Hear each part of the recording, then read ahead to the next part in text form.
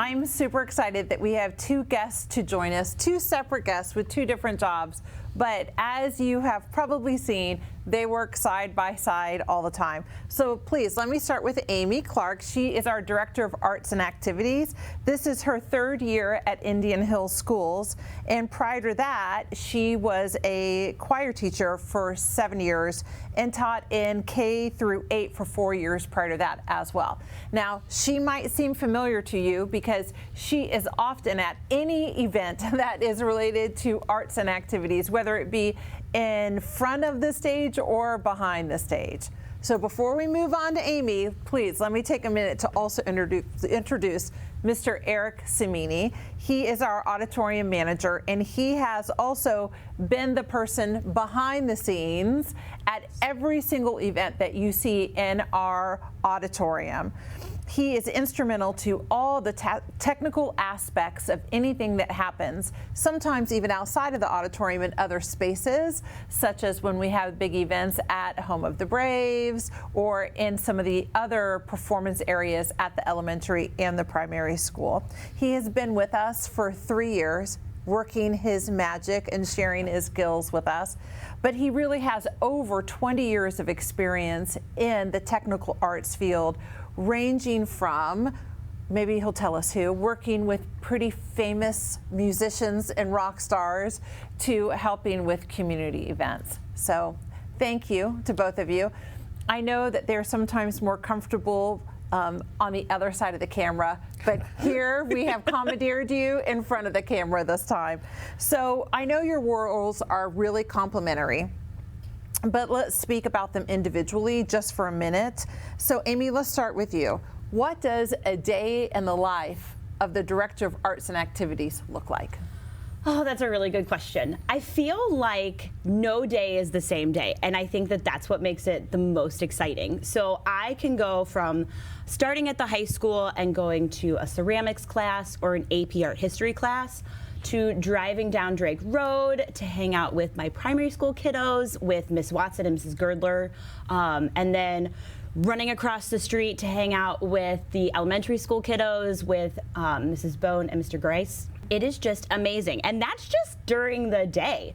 I like having the middle school mostly at the high school campus also, because I can just bob back and forth from class to class, and it's really, really a lot of fun. And then, you know, that's just during the day. After school, tons of things are always happening in the world of the arts. You have rehearsals going on for shows. You have concerts, other performances, art shows, all of these things happening. And then, you know, every so often there's a band competition on a weekend too. So there is so much happening in the arts, and it's so much fun. Well, one of the things that I have really admired about this relatively new position in the last 3 years is your advocacy for the arts and really helping us thinking about what experience can students have as they start in kindergarten all the way through the 12th grade year, and the relationships that you get to build with students for some cases 13 years of their life. It's so wonderful to watch when you walk in the room, kiddos know you and they're like screaming your name and running up to hug you. That looks really different at the high school. They might not be screaming your name and running up to hug you at the high school, but what they are seeing you is as an advocate and as like a consultant to them as they're thinking about their own lives in art, whether that be in front of the camera or behind the camera. There is this little video of you that went like a little viral, and when we think about all the roles that you have, one of them is that last year there was this incredible opportunity. A little bit more than 1 year ago, we had students who did a long tour visiting multiple European countries where they had opportunities to perform in some incredible venues, including some cathedrals that had some musical and sound opportunities that they might not get to experience otherwise. It was really a trip of a lifetime for everybody involved. So of course, the Director of Arts and Activities had to go to that and be there. And so as they were in one of the major cathedrals, walking around trying to figure out the best place to perform, Amy started to just sing, just to try out some different alcoves within the cathedral. And unbeknownst to her, someone started to record it. Let's just say you've got some pipes, that's for sure. The thing that comes from that, though, is that students are really experiencing, like, what does my life look like as a performer? You're able to guide them not only from knowing deeply this school experience, but from your own experience as someone who is still performing to this day. Mm-hmm. It's just invaluable. Yeah, it's an amazing gift, and I think for me, it's so fun watching the students get to have all these different opportunities, and they just dive headfirst in the best of ways. They're sponges at the primary school, and they just continue to soak things up, as they go along their K through 12 journey. And it's amazing to watch all of the different experiences that they have, and what they do with those experiences. And it looks very different when you're on the stage at the primary school than when you are at the Sue Harder Memorial Performing Arts Center at the high school and middle school. But it's that same joy and that same love that keeps me going. And it's that same energy that, a visual art student has. I see a lump of clay. I can't do anything with a lump of clay. But these students, it doesn't matter what grade they're in, they can just make these beautiful things happen. And the fact that I get to experience that every day is just so amazing. All right, Eric, it's your turn. Now, I just want to say for the record, as I was preparing for this little interview and I had to write the term auditorium manager, I was like, we need a new title for this person. What you do is so far beyond that, and really lending your technical mastery of how to enhance performance spaces.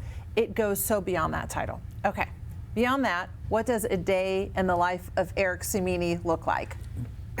Very similar to what Amy said. It's a range of general maintenance and cleanup, all the way to putting the finishing touches on a set piece or a lighting design for a theatrical show, and everything in between. Like you said, there's a range of different events that happen, from concerts to solo and ensemble competition prep, where students just want to come in and be able to rehearse their song, but in a space that actually has acoustically treated for them to be able to sing or perform in, so that they know what they're going to sound like in their competition, to rehearsals going on during the day and after school for an upcoming show or an upcoming concert.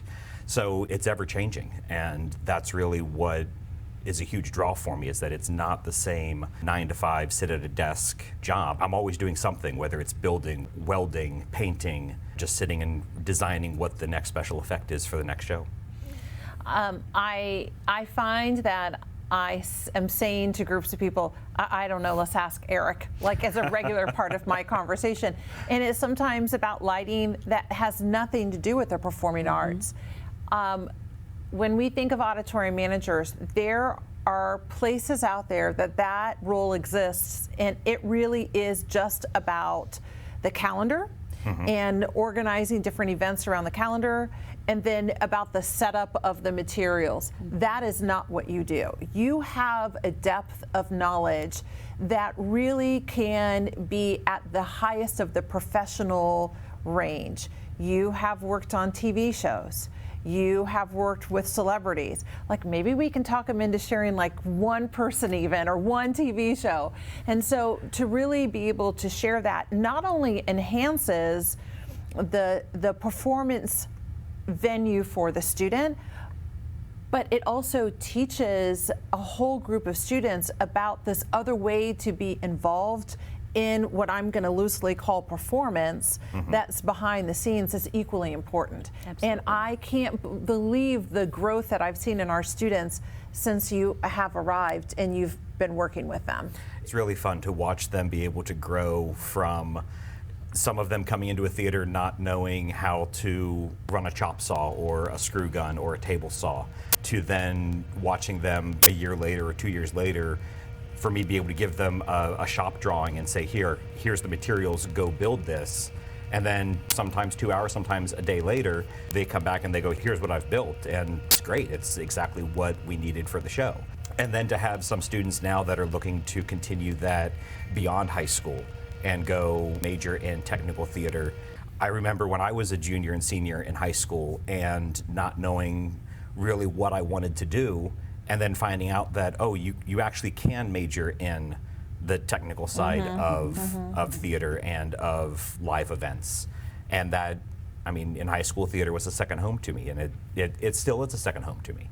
So, you know, to be able to see that in our students is, you know, is a very rewarding experience.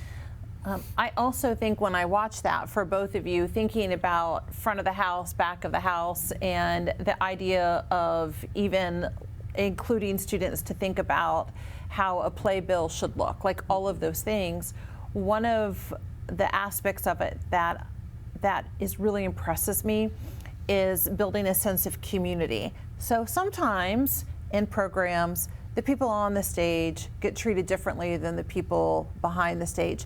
And what I have found is here, you've created a sense of community that everybody understands that their roles are equally important, and they see themselves as a group of people to lift up this event.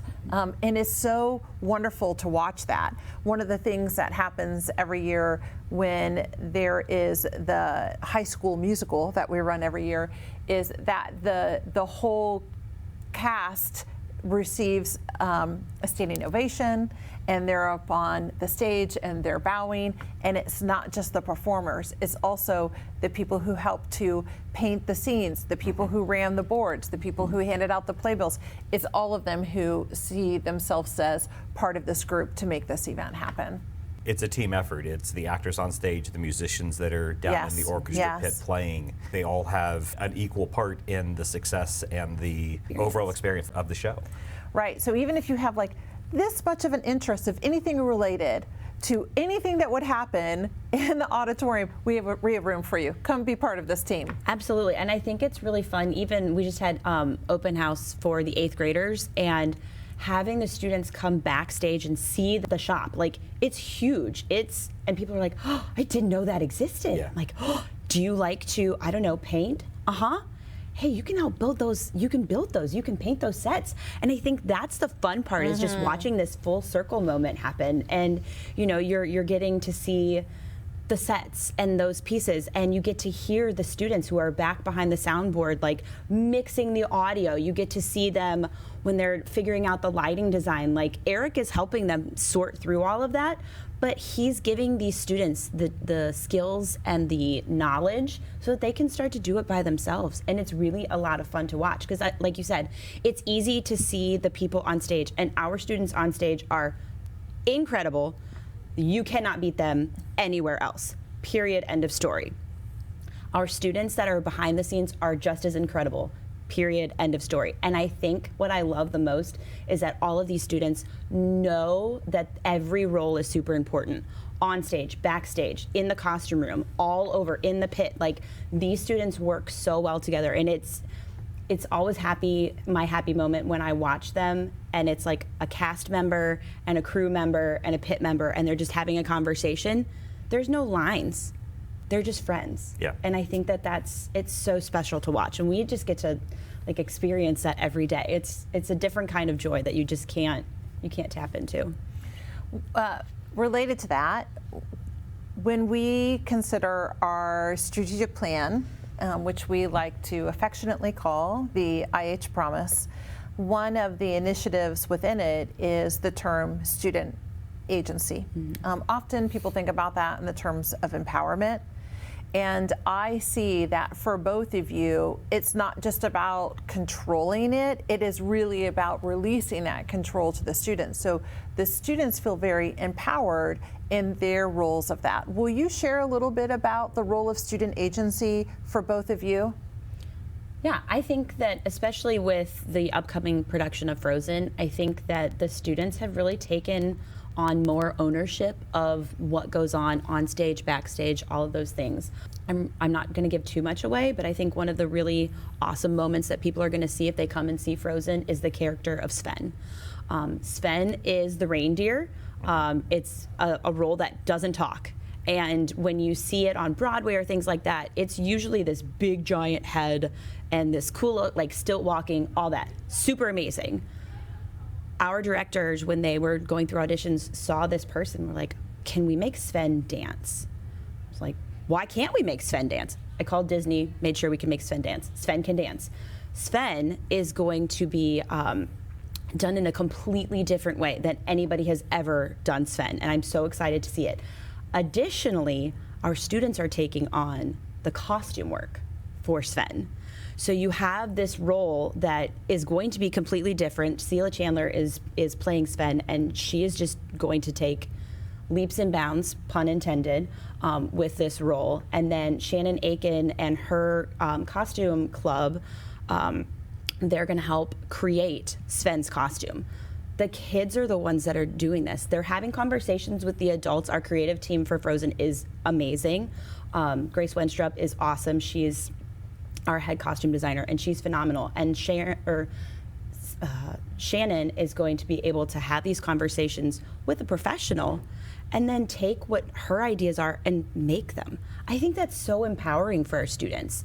Like, you don't get to do that very often, especially in other places. And I think that it's like a small piece of what makes this place so amazing. And that's just at the high school. Like, we haven't even talked about the elementary school kids that are in this production. We could talk on for days and days and days. But I think that little piece of student agency is just a glimmer of what happens every single day.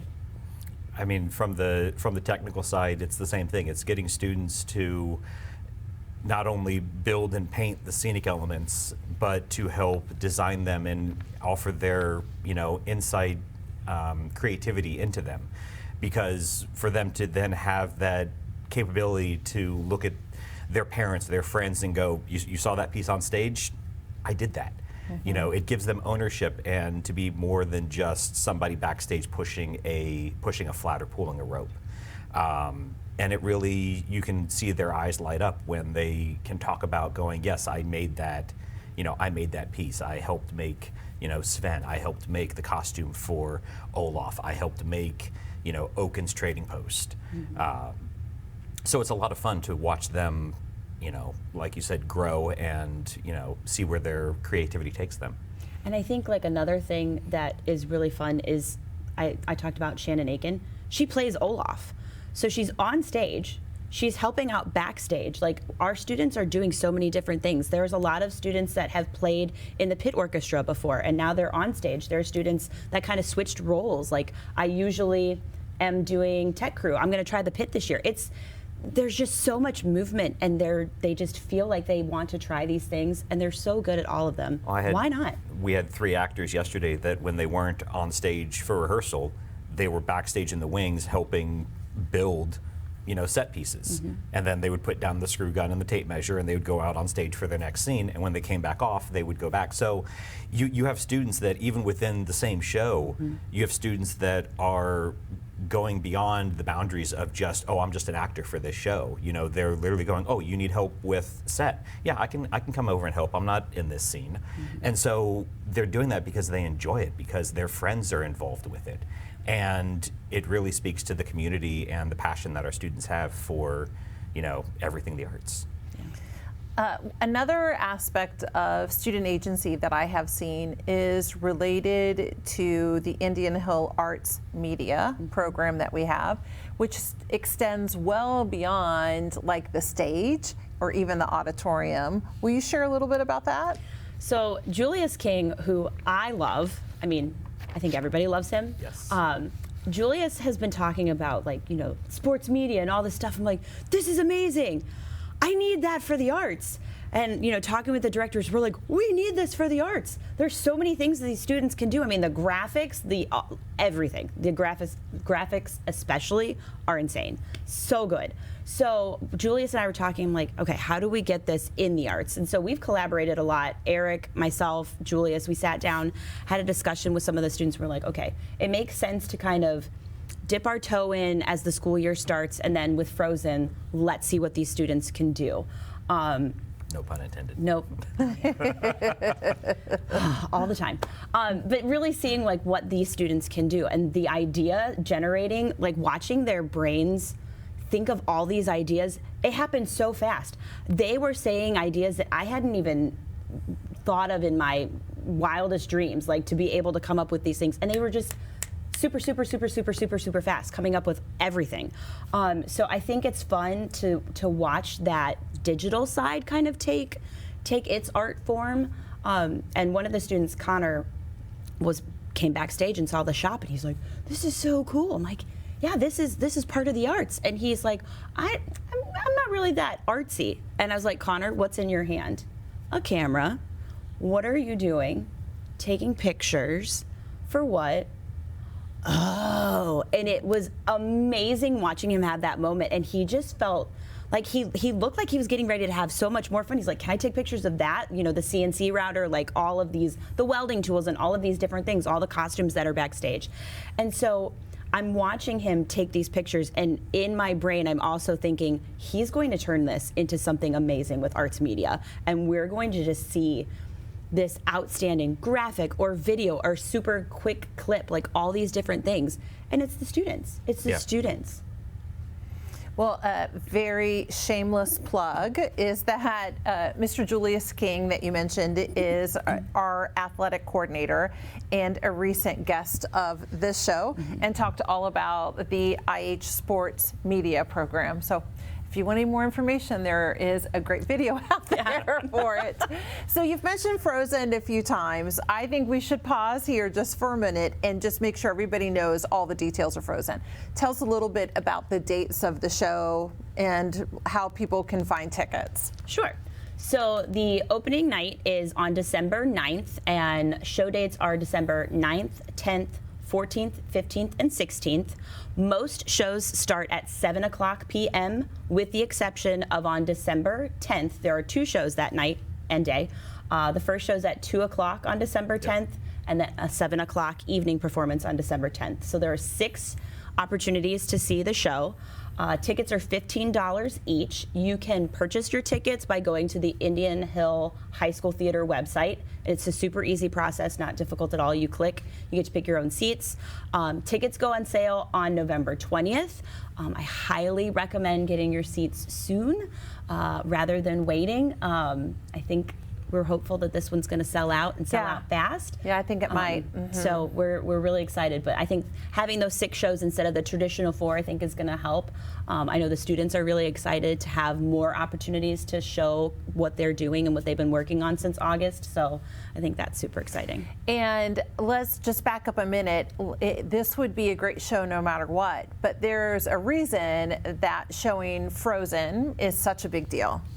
So in the summer of 2022, I think, Jeff Clark picked up the phone and called me and said, "So there's this competition, and it's to be the very first school in the state of Ohio to put on Frozen, and I want to try for it." I'm like, "Okay, what do you have to do?" And he gave me this laundry list of super long things that he's going to have to do and document and showcase what we do. And you know, having an International Thespian Society group here, and Kendra Thomas is integral with that. Like, Jeff was just so passionate. I mean, you didn't say no.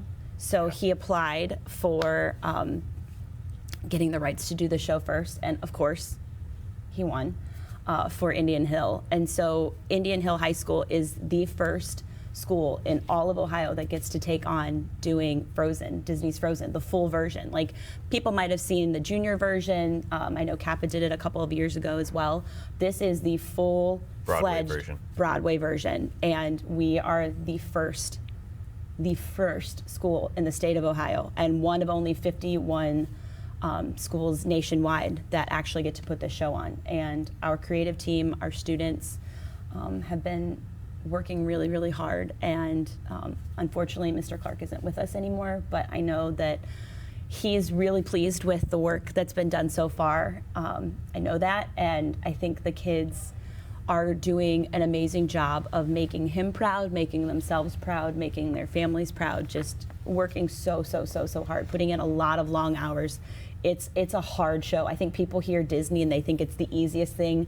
It could not be more the opposite. Disney shows are notorious for having super difficult music, extremely hard key signatures to sing and play in, not to mention all of the technical magic that we're not going to give away, but that happens. And I think it's been a true testament to what Mr. Clark's vision was for this show, of really having the students take ownership of this production as much as they possibly can, and having their pulse on what happens. And I think that that's, you know, been kind of the driving force behind everything that we've done is asking ourselves, okay, what would Jeff do, and what conversations would we have had, and what conversations did we have, and how can we also put our own twist on this? And I think Heather Kester, Eric, obviously, Kendra Thomas, like everybody that's involved, Don Barker in the pit, everybody has just been doing a phenomenal job of taking on this really huge task of being the first school in Ohio to take it on, and head on as far as doing everything 100% energy all the time. And I'm so impressed and so proud of the group. We've brought in, we have the robotics team working on special effects for the show. We have the art classes and art students painting different drops and scenic elements for the show. We have AP Bio doing displays in the excuse me, in the new connector for different aspects of the show. We've had English doing workshops with everything about Ireland and Norway, and everything again involved with Frozen. So it's really tying not just the actors on stage to it, but it's also trying to tie every other department within the high school and the district into the show. I can't wait. I can't wait for it to open. I think it is such a tribute to the school district's commitment to the arts, and to see that arts expands outside of the stage in all of these different areas, and how much we're trying to connect what happens in our students' lives together. I also think it is really a great tribute to Jeff Clark, our vocal teacher and theater director, who was talented enough to get this show for us and tragically lost his fight with cancer just several months ago, earlier in the summer. So it will be a great night of celebration for all of those reasons, and I can honestly say it couldn't happen without the two of you. So any last words for us about your future? No, come see the show. Come see the show. Come see the show. Come see the show. Come see all the shows. Come see all the concerts. Come see the competitions. Come see the art shows. There's going to be an art show on December 1st for the high school, and that's just the first one of the semester. I think our students are so talented and do so many different things, and anytime you come and support, they get to have that joy of, oh my gosh, someone loves to see what I get to do, and there's just that amazing moment, and I think that's what Indian Hill is all about, is just helping these students come up with being who they are, finding out who they are and what they want to do, and really helping them find that path and giving it their all. And it's an amazing place to be. We're super grateful. Well, your jobs are unique, maybe some of the more unique jobs in the entire school district. You are often the first ones to arrive, and you are often the last ones to leave. And I know that is all in dedication of our students, and I just want to say thank you from the bottom of my heart for all that you do. Our programs are better because of your dedication, and so I feel like it's an honor to be on the stage and talk to you about what you do. So thank you. Thank you. And thank you for being part of Masterclass.